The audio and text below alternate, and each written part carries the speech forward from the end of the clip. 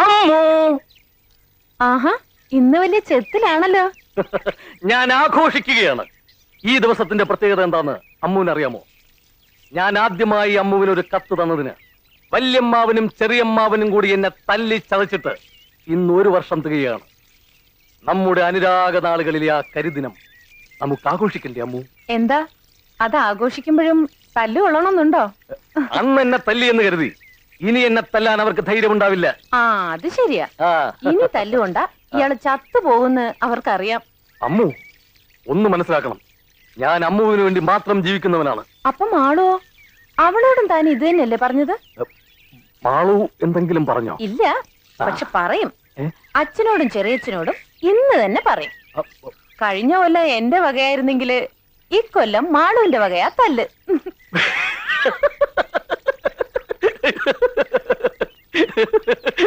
അമ്മു, ഞാൻ മാളുവിനോട് ഒരു തമാശ പറഞ്ഞതല്ലേ. യഥാർത്ഥത്തിൽ എനിക്കിഷ്ടം എന്റെ അമ്മുവിനെയാ. എന്നെ അങ്ങനെ ആരും ഇഷ്ടപ്പെടണ്ട. ദേ അവര് പോയിരിക്കുന്നതേ എനിക്ക് കല്യാണം ആലോചിക്കാനാ. ആ കല്യാണം നടക്കത്തില്ല. അല്ല, അത് ചൊവ്വാ ദോഷമുള്ള ഒരു പെണ്ണിനെ കിട്ടാൻ ഈ ഭൂമിയിൽ ആരാ തയ്യാറാവുക എന്ന് കരുതി അമ്മു വിഷമിക്കണ്ട.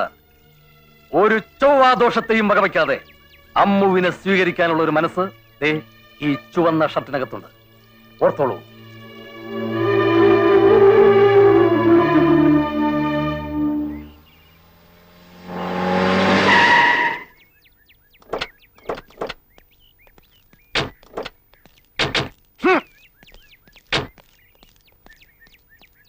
നീ വണ്ടിയും തുടച്ചത് പോയ കാര്യം എന്തായി? ഈ കല്യാണം ആരോ മുടക്കി. മുടക്കിയോ? ആരാ മുടക്കിയെന്ന് വല്ല സൂചനയും കിട്ടിയോ? ഇല്ല, ഏതോ തന്തയില്ലാത്തവനാണെന്നറിയാം.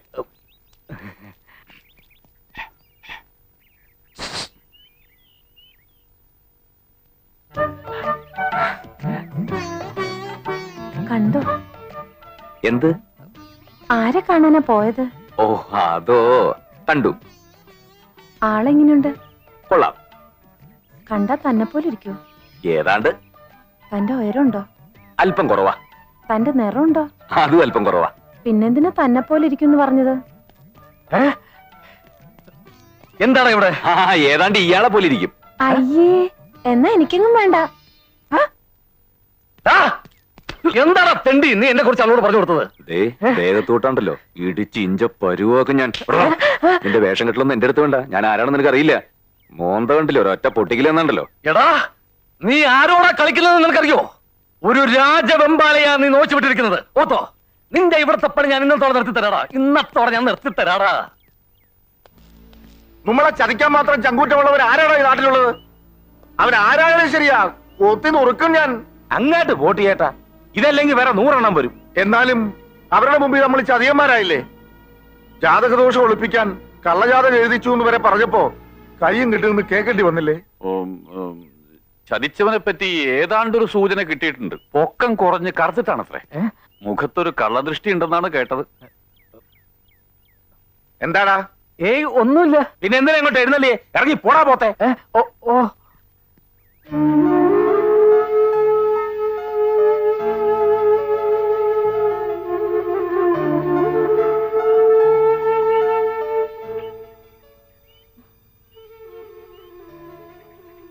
മോള് വിഷമിക്കണ്ട. എന്ത് ജാതകദോഷം ഉണ്ടെങ്കിലും മോടെ കല്യാണം അച്ഛൻ നടത്തും. കെങ്കേമമായിട്ട് നടത്തും. എനിക്ക് വിഷമമൊന്നുമില്ല അച്ഛാ.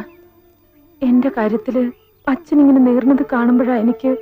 പോട്ട്, ഇനി ഇതും പറഞ്ഞ് വിഷമിക്കണ്ട. മോടെ കണ്ണ് നിറയണത് അച്ഛന് സഹിക്കൂലടി.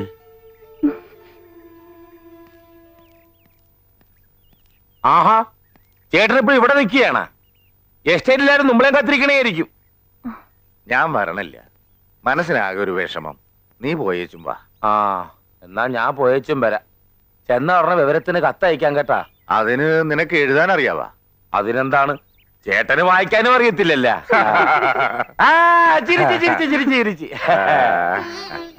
ഇപ്പോഴാണ് കേട്ടാ എനിക്കൊരു സമാധാനമായതേ. ചേട്ടൻ ഇങ്ങനെ വിഷമിച്ചിരിക്കുന്ന കണ്ടേച്ചും പോയാ എനിക്കൊരു സമാധാനം കിട്ടൂല. ഞാൻ പോയിട്ട് 2 ദിവസക്കുള്ളിൽ വരാം.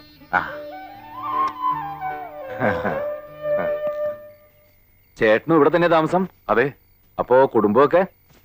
അങ്ങനെ ആരുമില്ല. ഞാൻ കല്യാണം കഴിച്ചിട്ടുമില്ല. ഓർമ്മ വെച്ച കാലം മുതല് ഞാൻ ഈ ബാവന്മാരുടെ കൂടെയാ. അതിപ്പോഴും തുടരണു, ഒരു ഏകാംഗ നാടകം പോലെ. ഒരു കണക്കിന് ആരും ഇല്ലാതിരിക്കുന്നതാ നല്ലത്. ആ, ഇല്ലാത്തവന് ഇല്ലാത്തതിന്റെ ദുഃഖം, ഉള്ളവനും ഉള്ളതിന്റെ വിഷമം. ആ, നിനക്ക് രാത്രിയിൽ എണീറ്റ് നടക്കുന്ന സ്വഭാവമൊന്നുമില്ലല്ലോ. എന്താ? ഉണ്ടെങ്കിൽ പറയണം, എനിക്ക് എന്റെ മുറിയുടെ കഥ കൂട്ടിയിട്ടാണ്. എനിക്കങ്ങനെ യാതൊരു സ്വഭാവവും ഇല്ല. മൂടി പുതച്ച് ചുരുണ്ട് കൂടി കിടന്നാ പിന്നെ ഭൂകമ്പം ഉണ്ടായാലും അറിയില്ല. എന്നാ ഭൂകമ്പം ഉണ്ടാവുന്നതിന് മുമ്പ് കിടന്നോ. നേരത്തെ എണീക്കണം, കാറ് കഴുകിടണം കേട്ടോ. ഇനി സുഖമായിട്ടൊന്ന് ഉറങ്ങാം. കൃഷ്ണ ഭഗവാനെ. അയ്യോ പ്രേതം, ഇങ്ങനെ ചുരുണ്ടുകൂടി സുഖിച്ച് കിടക്കാന്ന് വിചാരിച്ചല്ലേ? എനിക്ക് വാടാ. എന്തിനാണ് നിന്നെ കാണാഞ്ഞിട്ട് മുതലാളിക്ക് ഉറക്കം വരണില്ലാന്ന്? വാടാ, നിന്നെ ഞാൻ ഉറക്കിത്തരാടാ. വാ അമ്മാവാ, ദൈവം പോകാന്ന് സമ്മതിച്ചു. കാര്യം പറഞ്ഞപ്പോ തന്നെ എണീറ്റിങ് ഓടിപ്പോന്നു അല്ലേ? രാത്രി ഒറ്റയ്ക്കിരിക്കാൻ പേടിയണ്ട. അയ്യോ, എനിക്ക് പേടിയോ? അതെന്താന്ന് പോലും ഇവനറിയത്തില്ല. ഭയങ്കര ധൈര്യശാലി. ആൺകുട്ടികളായാലും അങ്ങനെ വേണം. ഇവ ഇതിനു മുമ്പും ചെമ്മീൻ കെട്ടിന് കാവൽ കിടന്നിട്ടുണ്ട്. എങ്കി നന്നായി. ഈയിടെയായി ചെമ്മീൻ കെട്ടില് രാത്രി കള്ളന്മാര് വന്ന് കോരുന്നുണ്ട്. അവന്മാരെ കൈ കിട്ടിയ കയ്യും കാലും തല്ലി ഒടിച്ചിങ്ങ് കൊണ്ടുപോര്. അതെ. നിനക്ക് ചെമ്മീൻ കെട്ട് എവിടാന്നറിയാവാ? ഇല്ല, അറിയില്ല. അത് കുഴപ്പമില്ല, വഴി ഞാൻ കാണിച്ചു കൊടുക്കാം. ശരിയായ വഴി ഞാൻ കാണിച്ചു തരാം.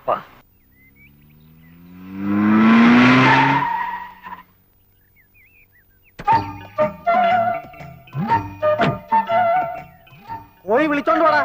ആരെ? നിന്റെ വീട് വന്നിരിക്കുന്നു പറ. ആരാടാ അവിടെ? കൊട്ടാരം വീടണെന്നാ പറഞ്ഞത്. ആര്? ഈ കൊടക്കമ്പിയ മുതലാളി.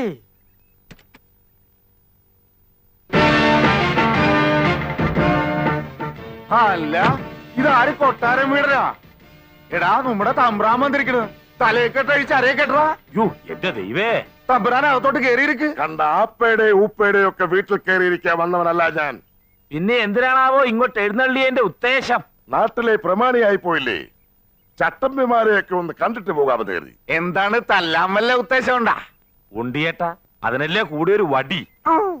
മുതലാളി, ഇവരോട് സംസാരിച്ചു നിൽക്കാൻ മുതലാളിക്ക് ലഗ്നയില്ലേ?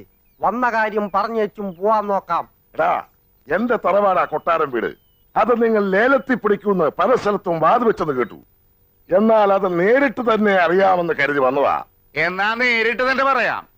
താൻ കേട്ടത് നേരാ. കൊട്ടാരം വീട് ഞങ്ങൾ തന്നെ ലേലത്തിൽ പിടിക്കും. കൊട്ടാരം വീടിന്റെ മുറ്റത്ത് കാല് കുത്താനുള്ള യോഗ്യത നിങ്ങൾക്കൊണ്ടോടാ എംപോക്കികളെ. നിന്നൊക്കെ യോഗ്യത കൊണ്ടാ. എടാ, നിന്റെ യോഗ്യത കൊണ്ടാണല്ലോ സ്വന്തം തറവാട് കരക്കാരൻ ലേലം വിളിക്കണത്. പ്രമാണിമാരാകുമ്പോ പല കേസും ലേലവും ഒക്കെ നടന്നിരിക്കും. പക്ഷെ അതിനിടയിൽ കയറി കളിക്കാൻ വന്നാൽ അത് നിന്റെയൊക്കെ അവസ്ഥാനത്ത് കളിയായിരിക്കും. കളിക്കുന്നത് നീയല്ലടാ. അനിയമ്പാവേനെയും ചേട്ടമ്പാവേനെയും പഴയ പോലെ തൂമ്പായി എടുപ്പിക്കുമെന്ന് ചെണ്ടയും കൊട്ടി നടക്കുന്നത് നീയല്ലേ? ഞങ്ങളെ പൂട്ടിക്കാരല്ലേ? ഞങ്ങളുടെ പണിസ്ഥലത്ത് മുഴുവൻ നീ സമരം ഉണ്ടാക്കിയത്. അതിന്റെ എല്ലാത്തിന്റെയും മറുപടിയാണെന്ന് കൂട്ടിക്കോടാ. എടാ, നിന്റെ തറവാട്ടി ഞങ്ങ കയറി കിടക്കുവാടാ. എന്നാൽ ഇവിടെ ഒരു ചോരപ്പുഴ ഒഴുകും. അതെന്നായാലും ഒഴുകണം. എന്നാ പിന്നെ അത് കൊട്ടാരം വീടിന്റെ മുറ്റത്ത് തന്നെ ആയിക്കോട്ടടാ. അത് നമുക്ക് കാണാറാ. കാണാറാ. നോക്കി നിൽക്കാതെ പോയി വണ്ടിക്കാറാ. ഓ,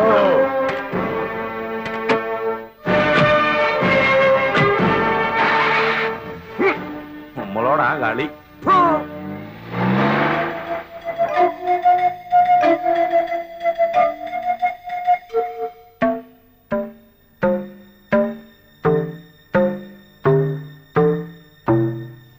കൊട്ടാരം വീട്ടിൽ ഞങ്ങൾ പണിക്ക് പോയിരുന്ന കാലത്ത് ആ വീട് പുറത്തു നിന്ന് മാത്രമേ കണ്ടിട്ടുള്ളൂ. ആ വീടിന്റെ അകമൊന്ന് കാണാൻ മോഹിച്ച് ഞങ്ങ ഒരു ദിവസം അതിനകത്ത് കയറി. അതിന്റെ പേരില് അവര് ഞങ്ങളെ പുളിമരത്തെ കെട്ടിവെച്ച് ചാട്ടവാറിനടിച്ച അടിയുടെ വേദന ഇപ്പോഴും മാറിയിട്ടില്ല. ദേഹം മുഴുവൻ ഇപ്പോഴും ഉണ്ട് അതിന്റെ പാടുകള്. ആ വീടിനാ ഞങ്ങ വില പറയാൻ പോണേ. വെറുതെ എന്തിനാ ആവശ്യമില്ലാത്ത വയ്യാവേലിക്ക് പോകുന്നത്? നമുക്ക് താമസിക്കാൻ ഈ വീട് പോരെ? പോരടി, ആ വീടിന്റെ മുറ്റത്ത് കുഴികുത്തിയാ ഞങ്ങൾക്ക് കഞ്ഞി ഒഴിച്ചു തന്നെ. അതേ വീട്ടിലെ ഒരു ദിവസമെങ്കിലും ഞങ്ങൾക്കൊന്ന് താമസിക്കണം. ഈശ്വരപിള്ളേ, എന്തോ എന്ത് വിലയുണ്ടാവൂടോ അതിന്? അതിപ്പോ 5.75, 7, 7, 14, 7, 21, 25 ലക്ഷം മതിപ്പ് വരും. അത് നിനക്കെങ്ങനെ അറിയാം? ഞാൻ പുറമേന്ന് കണ്ടിട്ടുണ്ട്. കണ്ടപ്പോ തന്നെ നീ അതിന് വിലയും വിട്ട. വിവരക്കേട് പറയാതെ പ്രേമേന്ദ്ര. ഒരു 25 ലക്ഷം മതിക്കും. കൊട്ടാരം വീടിന് എത്ര വരെ പോകും? കൂടിയാ 15, അതിനപ്പുറം പോവില്ല. എങ്കി ഒരു 20,01,000 എഴുതടാ. എത്ര? 20,01,000 എഴുതടാ. ചേട്ടന്റെ പേർക്ക് എഴുതണം. ഓ, നമ്മുടെ രണ്ടുപേരുടെയും കൂടെ പേരിൽ എഴുതിയ പോരേടാ. വേണ്ട, കൊട്ടാരം വീട് എന്റെ ചേട്ടന്റെ പേര് കിടക്കട്ടെ. മാളു നീ വാ. എന്ത് കാണാൻ ഇവിടെ വന്ന് നിൽക്കുന്നേ? വാ വാ, നിങ്ങൾ വരണേടാ.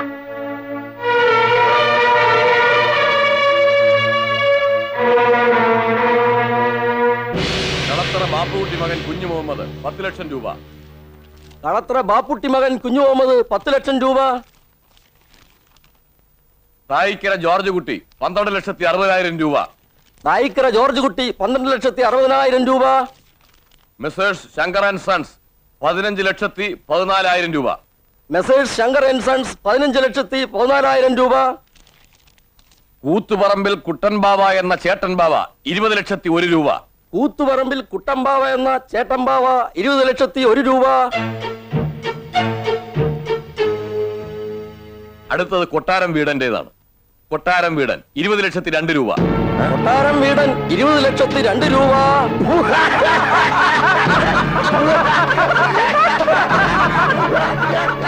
എന്റെ ഈശ്വര, ഇതെങ്ങനെ സംഭവിച്ചു?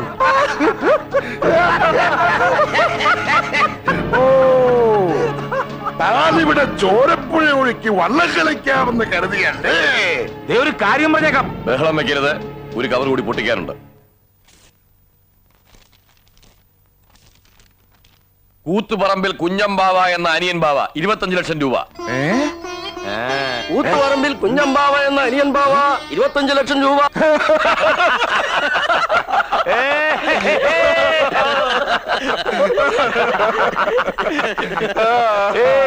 കൊട്ടാരം വീടും പോയേ.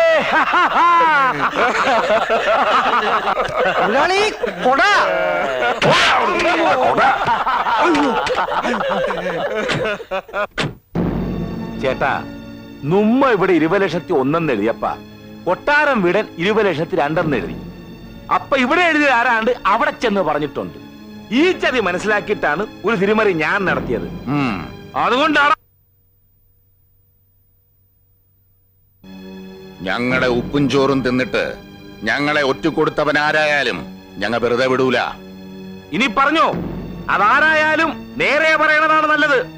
ആ പറയടാ, ആരാത്? പറഞ്ഞില്ലേ പറയിക്കാൻ എനിക്കറിയാം. ഈശ്വരപിള്ളേ? അയ്യോ, ഞാനല്ല. പിന്നെ ആരാ? എനിക്കറിയില്ലേ. നീയാണോടാ? അല്ല. നീയാണോടാ? ഞാൻ പറയില്ല. പറയില്ലേ? ഇല്ല. പറയിക്കാൻ എനിക്കറിയാം. അയ്യോ, ഇവിടത്തെ കാര്യങ്ങളൊന്നും ഞാൻ പുറത്തു പോയി പറയില്ലെന്നാ പറഞ്ഞത്. ഓ ഇനി എവരുടെ വെക്കിട്ട് കയറണ്ട. നിങ്ങൾ പോ പിള്ളേരെ. ആ പോട്ടെ, അവൻ ആരായാലും എന്റെ കൈ കിട്ടും. അന്ന് അവന്റെ അന്ത്യവുമായിരിക്കും. എല്ലാരും പൊക്കോ.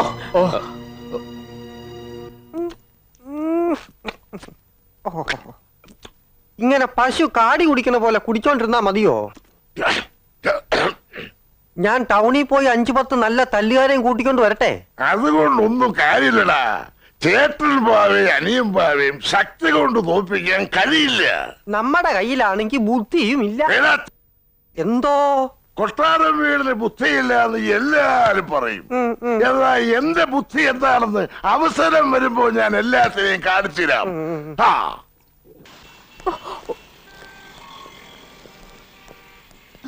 Good morning sir.